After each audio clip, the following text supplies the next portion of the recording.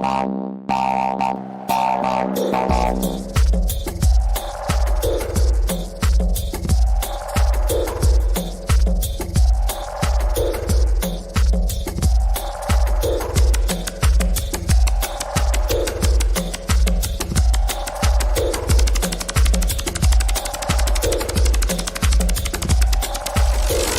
Seekers, welcome back to another episode of That One Time I Was Abducted by Aliens. My name's Jamie. My name is Bree, and we're two sides of the coin. Bree.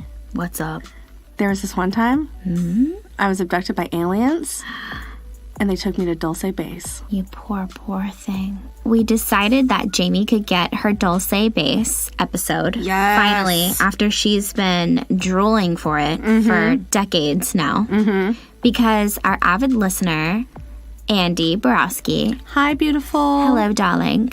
She mentioned that she got the chills when we mentioned Dulce Base on our conspiracy episode. And I thought, okay, well, for those people that don't exactly know what this whole conspiracy is, we should do an episode for them. And also, I knew that Jamie would just be ecstatic to be able to talk about it. Yeah, I'm pretty, like I said, this is my Disneyland. I love Dulce.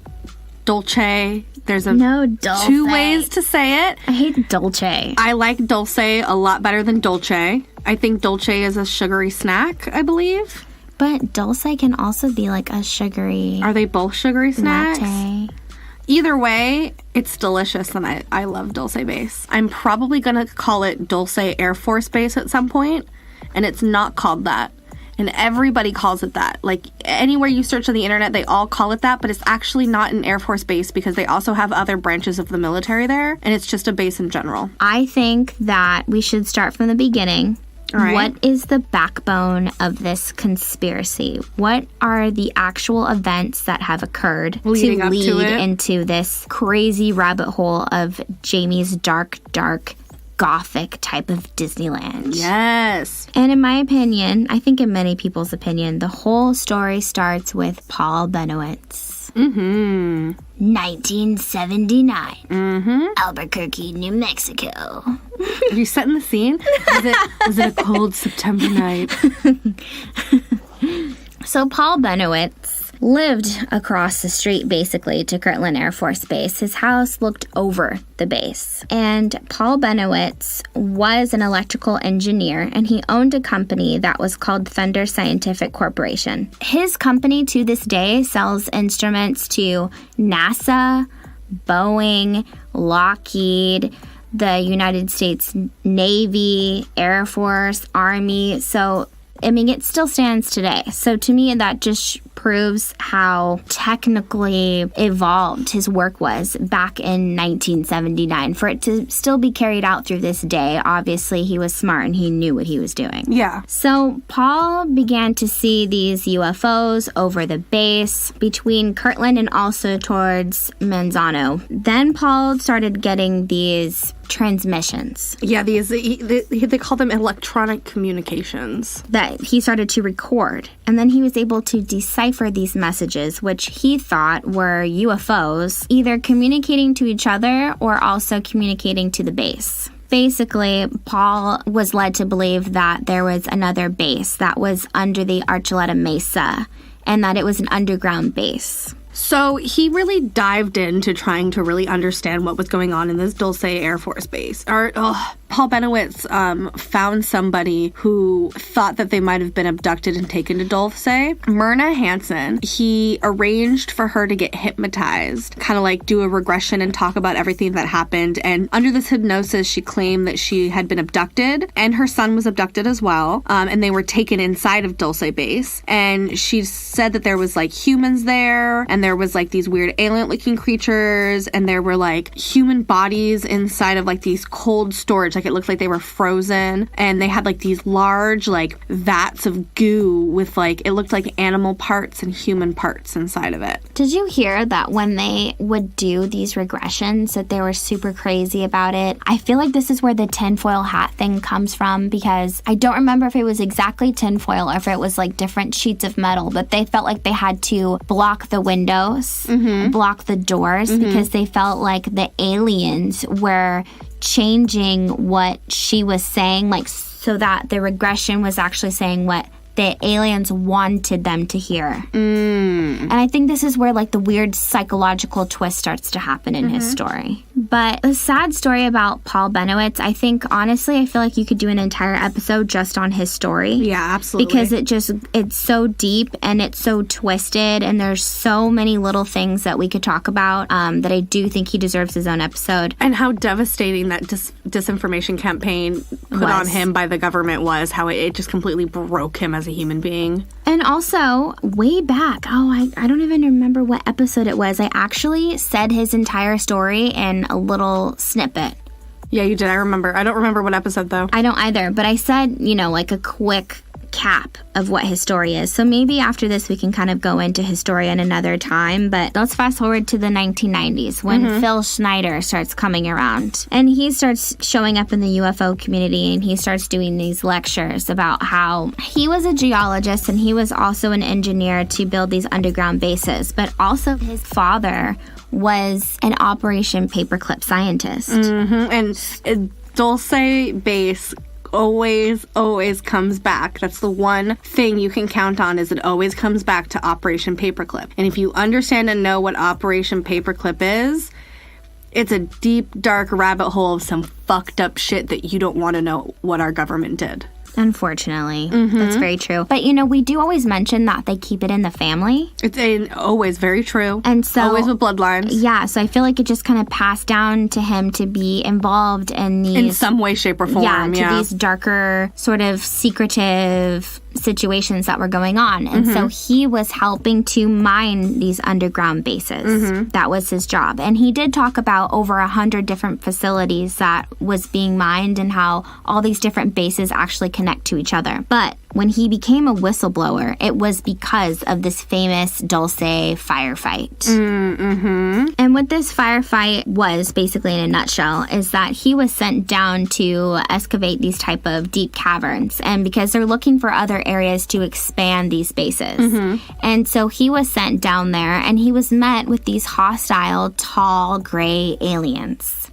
And what confuses me is whether they were actually hostile, if they fired first, or if they did. Because I know he talks about how he was reaching for his gun, and then before he knew it, it was like bullets were flown, and then they were shooting back at them. And so I wonder if they really were hostile, or if it was the humans that freaked out at first and then started shooting back at them. Well, I think what maybe you need to understand to people before we even continue is, like, what people allege that Dulce base isn't necessarily just a military base. Correct. That millions of years ago, aliens came here and built this underground base, and we just happened to stumble upon it. Yeah.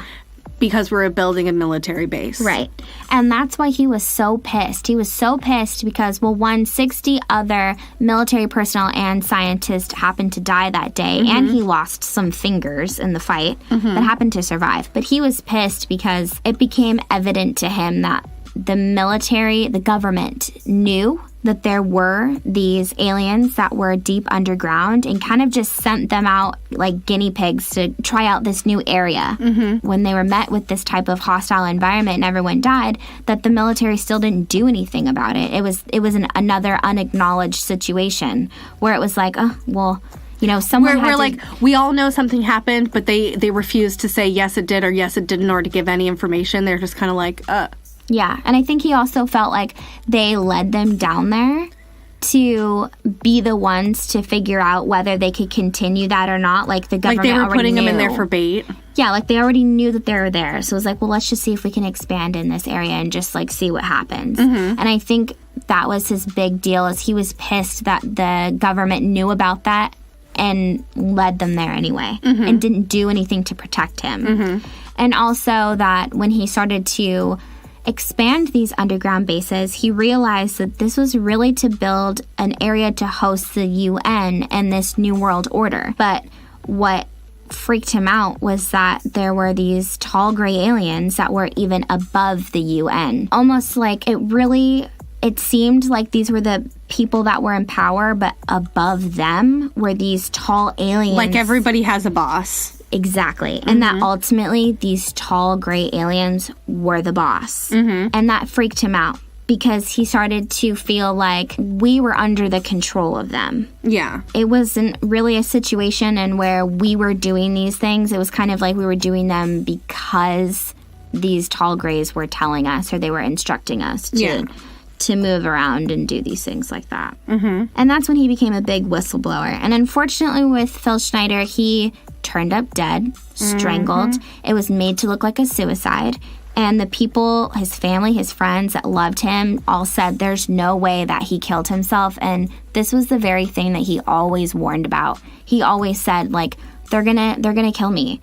And he was always saying, like, he was going to come out with even more information. And then he turned up dead. It starts to get a little weird. So for me, when really looking into the Dulce base, the one person who's the biggest whistleblower and the biggest myth, legend, and story has to be Thomas Edwin Costello. So there's this dude that comes out who says that I worked there. He was this high-level security officer. He said that he saw the horrible way they were treating people, and it was like so inhumane that he had to come out and say some shit about it. And all of that is super respectable until he starts to tell his weird, fucked up, batshit crazy story until it goes into detail. So I'll start off by saying that Thomas Edwin Costello possibly is and possibly isn't a real person. Sounds like he's not a real person, but let's go ahead. It's something that has never been confirmed or denied. They say, like in a lot of these cases, that he ended up dead and the government wiped every evidence of him off of the planet Earth, and so now no one knows who he is. Or the people who do know who he is are too afraid to come out and say something about it. He was inspired to put out these things called the Dulce Papers. And it was like 25 to 30 different photos. They were these black and white photos, and they were said to have been pictures of inside of this base. And he even had like a video clip that was out, and there was no talking during it. It was like a black and white video, and it showed some of maybe the labs in the rooms. And then a set of like papers he maybe grabbed from a lab table or something like that had stuff written on it. How these papers kind of got out, and his real story of how this all started is, so he's working there. He's like walking around with his little like flashlight and his little hat and his little, little badge, being a little security man. And he ends up wandering into a floor he maybe shouldn't have wandered into. And he saw some shit he maybe shouldn't have saw. And he ends up, in one way or another, getting involved with the alien resistant group. And this alien resistant group is like some of the technicians that work in the lab, some of the doctors, and even some of like the reptilians and the some of the other aliens, because they just like, they hate being there, and it's like this horrible, awful place where all of these horrible things happen. And so they all try to get together and they try to escape. But the problem is like one of the people who were in this alien resistance is a snitch and ends up telling all the aliens, like, this is what they're gonna do. So the aliens end up ambushing them and like murdering all of them, okay? But somehow Thomas Edwin Costello is released. He's like escaped somehow in this fit of bravery, and he goes out and he's like, I'm gonna go public. He releases this Dulce Papers, and then him and his family die, and no one ever hears from him ever again, and people don't think he existed. It's like, I could do a whole episode on his story, like all the weird details of what it is that he did. But what's important about his papers and what was released, if it's real, if it's not real, is it really goes into detail and really describes what happens there. Like the inside blueprint for what's going on inside a Dulce base. And what's going on inside there and the things he describes are so out of this world and so like weird that sometimes like when I am like reading some of it or like listening to a podcast talking about like some of the things that are in the Dulce Papers, like I have to remember that sometimes real life is stranger than fiction. And that the shit that's being made up could possibly be real because of how fucking crazy it sounds. So he says like it has all these layers, right? And you have this first story that you go in and it's like office buildings and it's like, security offices or whatever. Then you go down to the second floor, and the second floor is maybe housing, administrative or housing or something, something a little whatever. Then you get down to that and you get down to the third floor. And then the third floor is maybe like the executive floor. And at that point, things get a little weird. And Thomas said that what happens when you get to that third floor is anyone who goes below the third floor gets stripped completely naked and weighed. Nice. The reason being is because they want to monitor that you're not taking anything in or out of there. So they monitor you, they weigh you completely naked, right? And then they keep track of your weight. And if you go over 3 pounds, they have to physically examine you to see what's going on. Like, I just had a really big breakfast. It was a rough day for me. I'm a little bloated. Okay. Then they give you like a weird uniform to wear. And it depends on what your job is and what you do. Color-coded.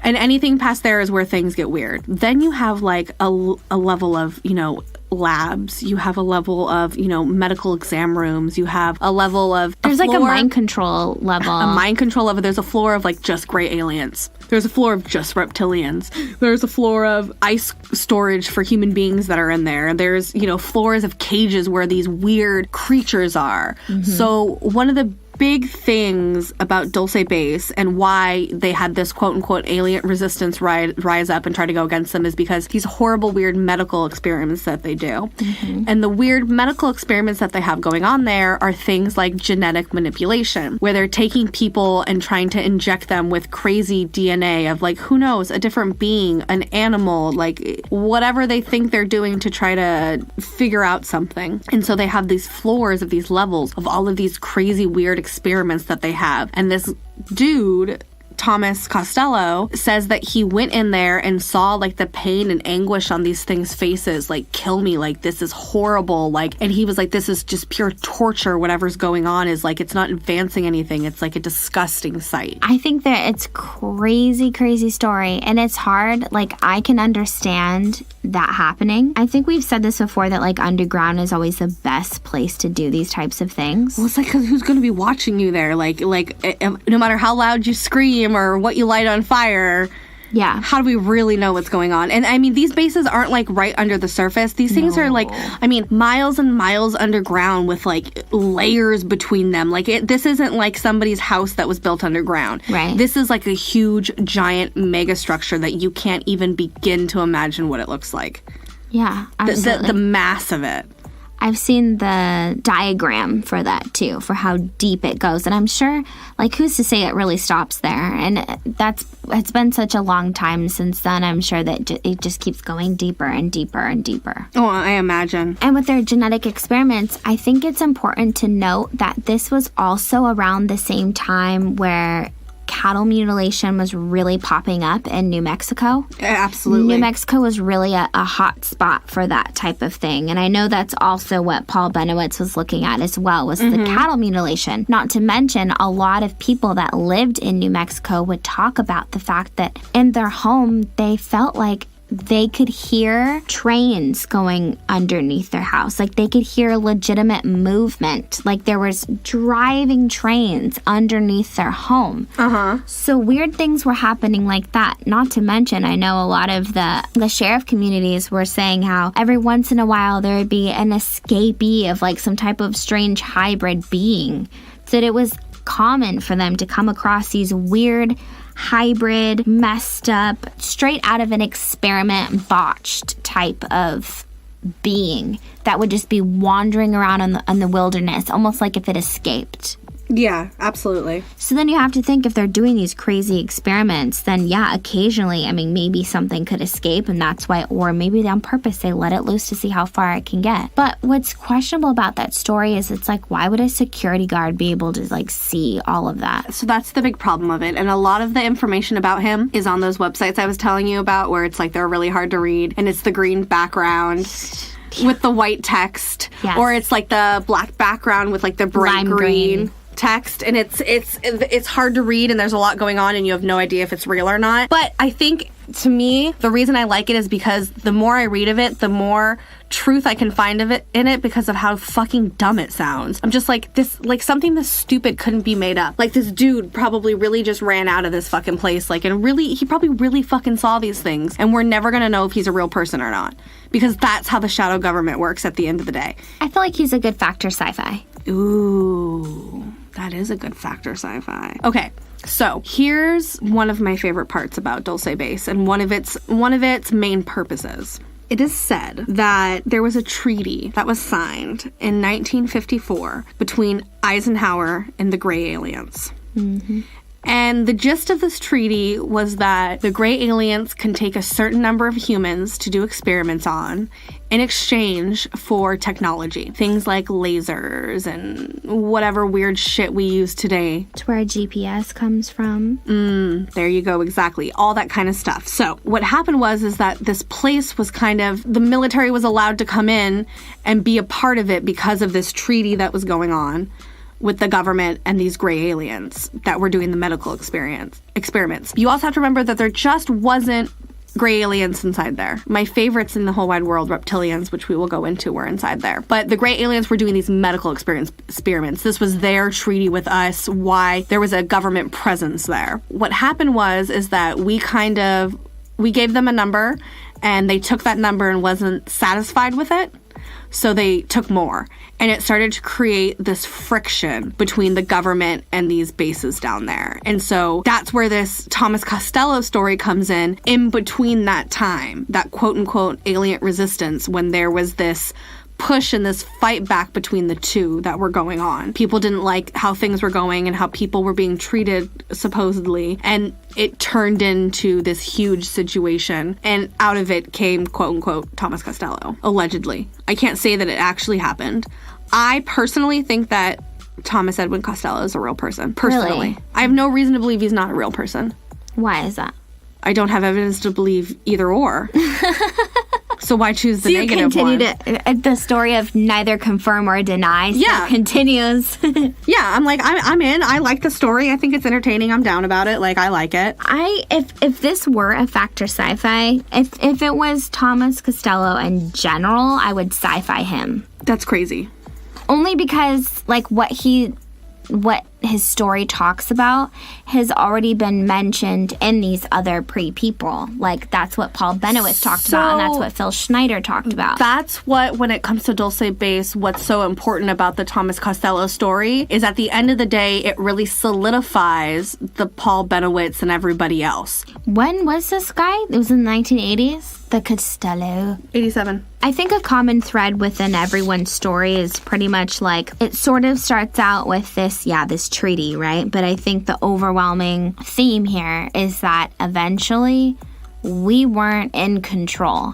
Maybe this started off with a handshake, but eventually these tall grays that they talk about kind of overwhelmed the situation. Mm-hmm. And then now we're kind of stuck in this base where people are forced to work and people are forced to do these things, and it's not really like a give and take situation anymore. Yeah, we as the military aren't necessarily there because we're we're participating. I think we're there because we're trying to conceal. Yeah, I agree. I think the issue of whatever's going on there has gone above our heads, and I think we can't control anything that happens there, so what we're trying to do is keep a lid on it. And it's fun, like, I'm trying to think if I really believe that that's still happening. That's another thing, is, it's been a long time now, mm-hmm. and I can't really imagine that if there was such a facility, if it would all of a sudden just disappear. Mm-hmm. It's hard for me to think about if that still exists, if the same things are going on, if it's died down. Well, so I wonder if maybe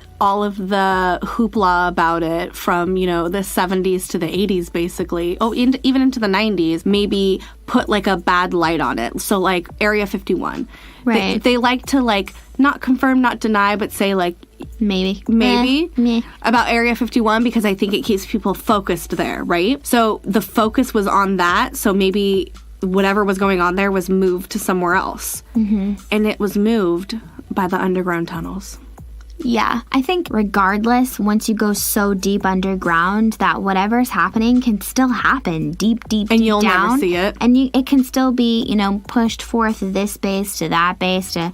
The Los Alamos base is a really big key player, too. And they say that there's a huge underground tunnel that goes from Dulce to Alamo. To Los Alamos. And something that I thought was really interesting that I think down the line that you'd be like, ooh, is there is a UFO researcher, and his name is Anthony Sanchez. Mm-hmm. And he wrote a book. I think his website is also the same, UFO Highway. I thought he was going to be at Contact this year. I don't know if he is. I know he's been at previous Contacts. I hope he is.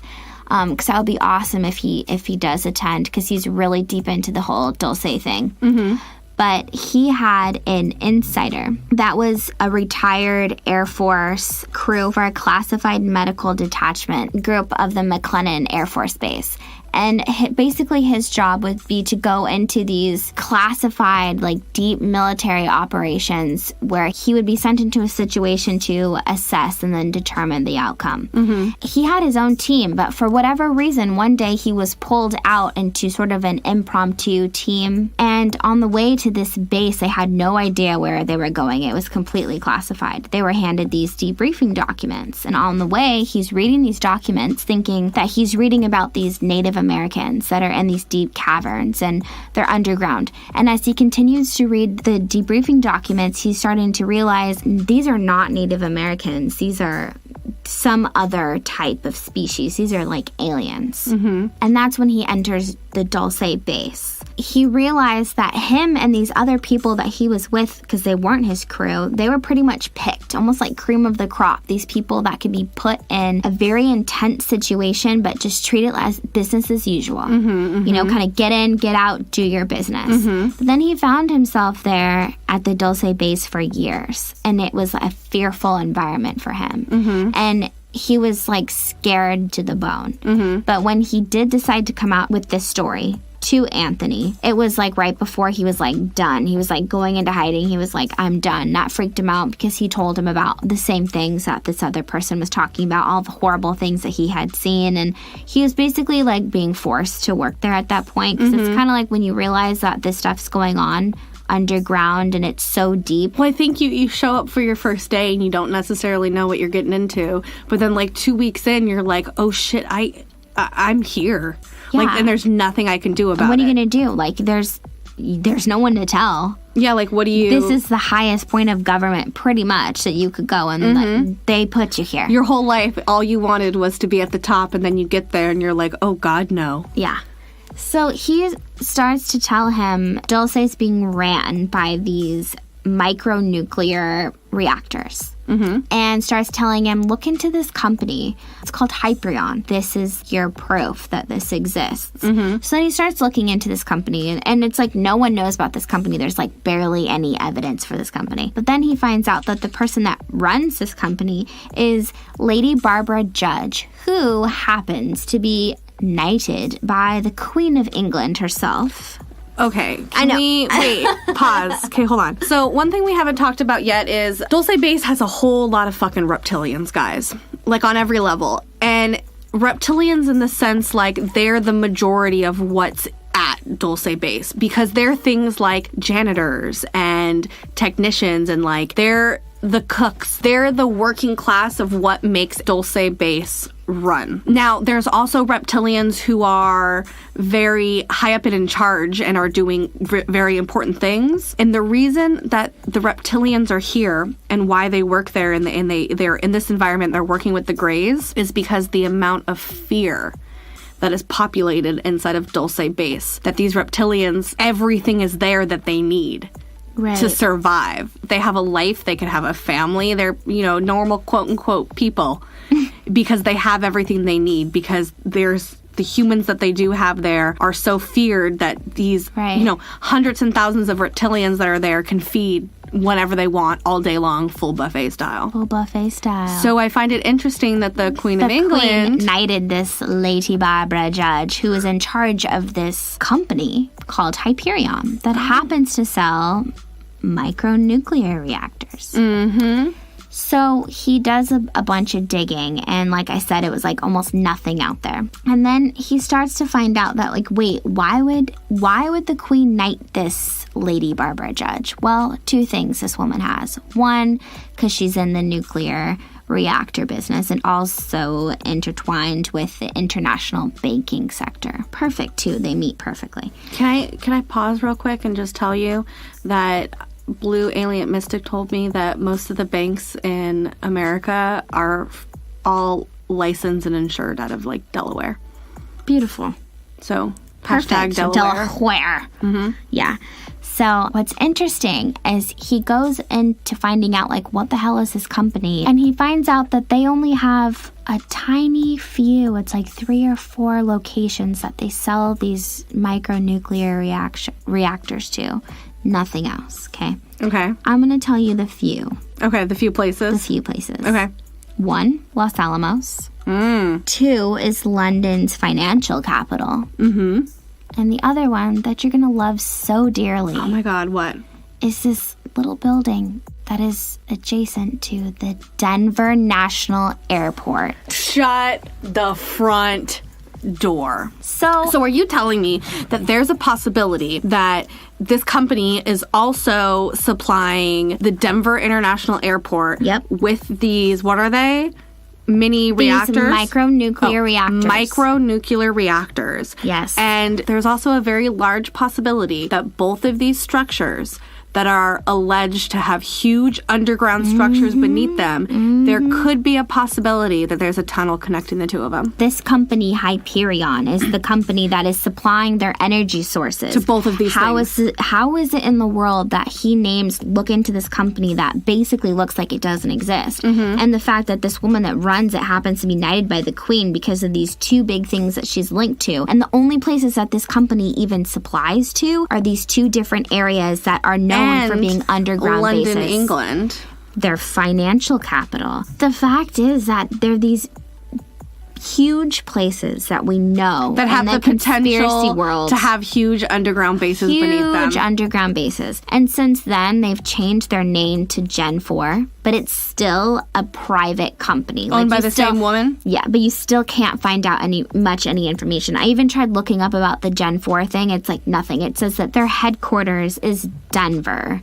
Ugh, of Colorado. Course. Of course. But yeah, they were founded in New Mexico. So it's just... Oh, isn't that interesting? It's just like perfect. Isn't that interesting, New Mexico? Yeah, so it's like those little things that this guy, he like connected the dots, and I thought, oh my God, Jamie's gonna love this because Denver Airport also happens to give her a boner. So this It is does. like the two things. There's that something it's like, about underground bases that like give me a big, hard fucking stiff one. yeah, Absolutely. But I thought like this is for me, I feel like if I were him, I'd be like, holy shit, this is this itty bitty little thing that like no one knows about. Like no one even knew about this So here's company. my question. So this company, so Gen 4, you can't like type in Gen 4 You can type Gen 4 on like, let's say Wikipedia, Okay. and you'll get like baby information that they're Do they have a building these- website?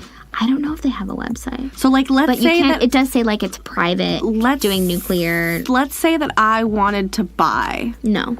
one. Let's just say I had all the money in the world and all the power, and I wanted to buy it. No. Like, how would I? If they don't even have like a website, how do I contact them to do They it? might have a website, but I think they're not interested. I think they're severely deep Like they down. like they're good. Like they have their 3 people that they supply to, and they're good off of that for Like, the rest they of their don't- life. They don't fucks with nobody else. Like, do you think maybe the people there In do fact, they even go changed to their work every name. day? They changed their name. But why? Because of this guy found out about all after this. this like Hyperion hype, they changed their name to the Gen 4, but still there's not much information you can find out about do a them. lot of people not know that they changed their name to Gen 4? I don't think so. But I did click on something, and at very small writing, it was like Hyperion Energy something, Gen 4. So it's interesting. It's like the itty bitty details where you can connect those dots and see like there's actual like substance to this story. Whether or not it's as absurd as some people claim, Yeah. there's still, no matter what, there's a deep-rooted basis that has to be true here. It has to be true you have here. to remember that our government is a fucked up institution that's done a lot of fucked up shit that you wouldn't ever imagine or believe they would do, and they've done. So you have to understand that all of this shit is just a weird possibility, and maybe it's not this. Statistically, it's probably not, because statistically, it's probably something we're never even going to be able to talk about. Fuck off with statistics. I know. But there's something going on there, and the possibility of whatever it is what I love about it. That's why I also love the Denver airport. It's this thing where I'm never going to know what it is. No one's really going to ever know what it is, but that's what I love about it, because I can rabbit hole in a million different directions with these things and come out with the craziest fucking shit. Yeah, and I think that's why I think we should also just maybe just go deep into underground bases in general, because I think it's interesting that a lot of the roots for how they even came about were these individual stories of people that have such incredible credibility, like Paul Bennewitz. He has such incredible, like, his background and what he did and this horrible story that happened to him, and it's been known, like, the CIA is like, yeah, sorry, this thing happened and it's fucked up.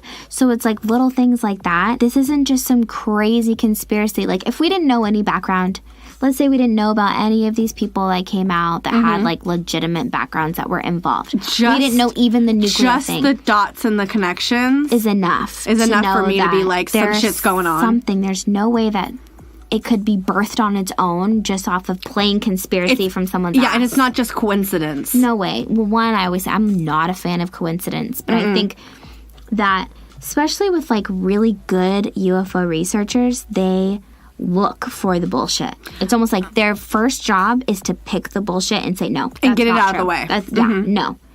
And when you find these people that are like, all that's bullshit, but look at this. This is undeniable. Like, this is it. For me, I don't know why, but even just a little nuclear plug that connects those two together and how elusive this nuclear reactive company is, to me, I'm like, there's something fishy. To me, there's something that plugs those two together with both of their strange ass background. No, and it makes you want to go down that rabbit hole. Absolutely. There's just no way that it's like, I mean, come on, if a company was that big, they would be like given to everybody. They'd be like, you get a nuclear reactor and you get a nuclear reactor. Well, and if that was the case, why don't we have nuclear reactors deep underground all over the place supplying power? You know what I mean? Instead of burning through fossil fuels. And I read one of the stories I was looking into on their I don't think I landed on a website. I think I was just looking up all over for the company. And it was like these stories from way back in the day, like, oh yeah, they'll make these little things to supply your home, but it's like these old stories. They're saying that it could be possible for the public for so long, yet it's not possible for the public.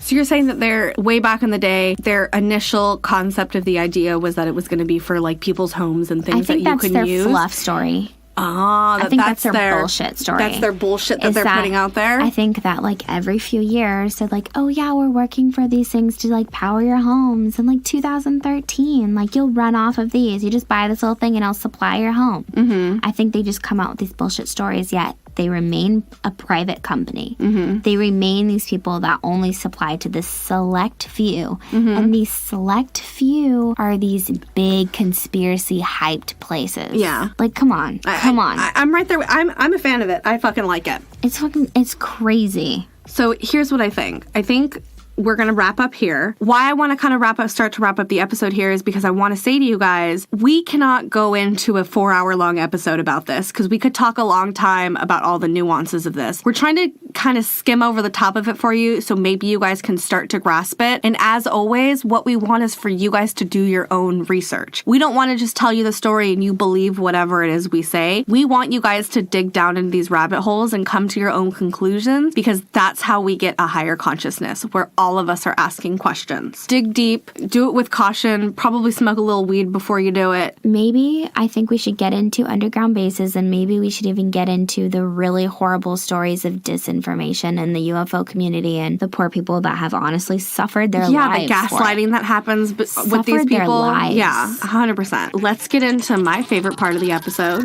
Ooh. Factor Sci-Fi.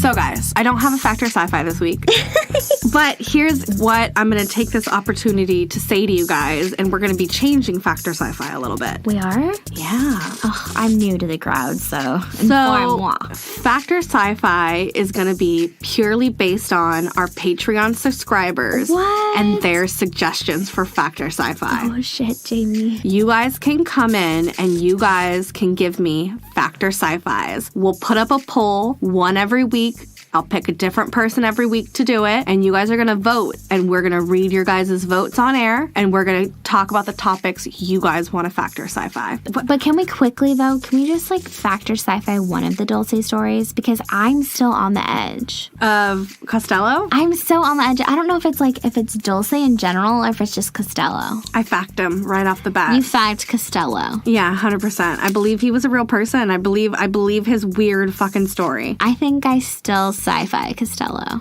Okay, you're not even gonna middle bitch it? You're gonna go straight sci-fi? I'm just straight sci-fi him. Wow. Speaking of middle bitch, if you guys want a middle bitch sticker, shout us out. Let us know. You guys, when I post weird pictures of stickers, tell me which ones you like because then I'll make more of them. Yeah, give us some good ideas. And if you want your face on a sticker, let us know. Let us know. You on one. Yeah. Yeah. Yeah. So I think on our Patreon, we're going to start posting like the things that we're making and so that you guys can vote on them and let us know what you guys want because then we'll make them for you. And even if you're not gonna, donate to us monthly, at least go check out the page, guys. Go peep it. There are some things that we will be posting on there that will be for everyone. It's, not just for people who pay money. We're also going to be releasing a few extra things here and there for people. So be on the lookout for that and check that out. You can always message us on there. And there's it's basically like a Facebook almost. You can make comments. There's posts. It's all sorts of cute little things. It's like a Facebook that we'll actually check. Yeah, we'll actually use it. Because maybe we know how to. Because we do. I feel like Patreon, the page in general, I feel like I can more navigate through Facebook. Why is it that ever since I stopped using Facebook that now I don't know how to use it? It's so confusing, yeah. What the fuck? Because it's changed so much. So to switch things up